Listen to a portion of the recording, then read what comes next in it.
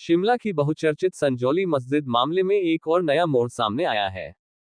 सोमवार को हिंदू संघर्ष समिति ने शिमला नगर निगम आयुक्त को ज्ञापन सौंपा।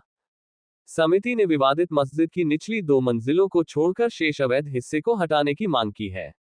समिति ने अवैध निर्माण हटाने के लिए निःशुल्क श्रमदान का प्रस्ताव भी नगर निगम को दिया है।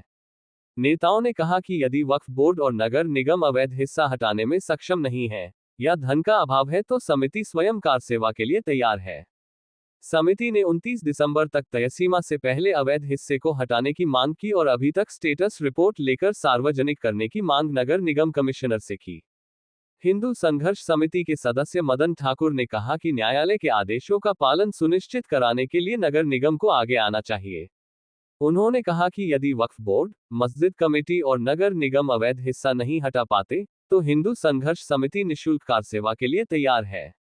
मदन ठाकुर ने अवैध निर्माण हटाने में किसी भी प्रकार की कोताही न बरतने की मांग की और आंदोलन के साथ जन जागरूकता अभियान चलाने की बात कही। पंजाब दस्तक के लिए सुरेंद्र राणा की रिपोर्ट। हमने कमिश्नर साहब के समक्ष वो बात रखी है और हमें उम्मीद है कि सरकार अपने और एमसी कमिश्नर साहब अपना कार्य बखूबी से निभाएंगे। यदि हमने साथ में ये भी कहा है कि यदि सरकार और एमसी उसमें नहीं कार्य कर सकती तो हिंदू संघर्ष समिति निःशुल्क कार सेवा करने के लिए तैयार है। उस अवैध ढांचे को हम लोग तोड़ेंगे अगर आप नहीं तोड़ सकते, परंतु आपको कुछ ना कुछ जवाब देना पड़ेगा।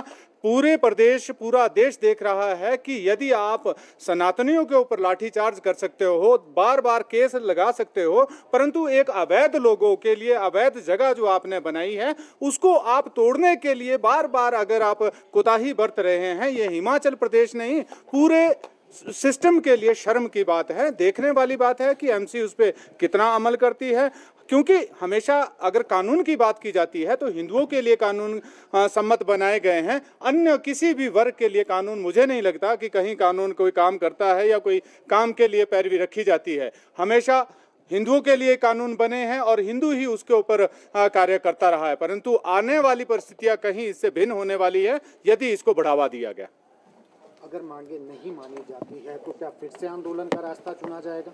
देखिए, हम आंदोलन तो कर ही रहे हैं, हम जन जागरण का काम कर रहे हैं और आपके समक्ष एक बहुत बड़ी कॉल दी जाएगी। एक हफ्ते के अंदर अंदर हम लोग पूरे हिमाचल प्रदेश में जाएंगे और जो इस सरकार का रवैया है, जो इस्लामिक सरकार जो प्रदेश में है और तुगलकी फरमान देने वाले इस्लामिक जो अधिकारी हिमाचल प्रदेश में बैठे हैं और जो निरंतर हमारे लोगों को तंग करने के लिए, ये लोग है कौन?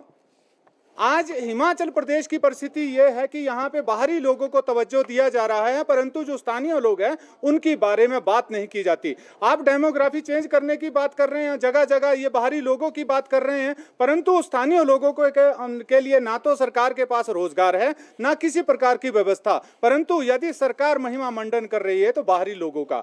इसी प्रकार से उत्तराखंड के साथ साथ हिमाचल की भी पूरी डेमोग्राफी चेंज करने का जो इनका एक षड्यंत्र है उसको उजागर किया जाएगा।